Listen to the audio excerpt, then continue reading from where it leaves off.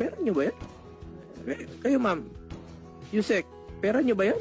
Secretary, Yusek, pera nyo yan? Madam Chair, we don't treat it as our money. We know it's people's money. That's why we're... Pinapatagal. Mr. Chair, Madam Chair, if you can recall in the August yung list... Because of politics. Because of politics. Hindi naman ako kalaban ninyo ah. Huwag nyo damay yung mga mahirap. Magmamakaawa yung Pilipino sa tulong na 3,000. AIX nga yan, di ba? Assistance in Crisis at Situation. Ibalik sa tao yan. Hindi atin yan. Para sa mga mahirap yan. Balik nyo sa kanila. Chair, that... Ang nangyayari ngayon, sasabihin nyo, walang pera. Walang cash. Sa lahat na nakikinig na DSW Regional Director.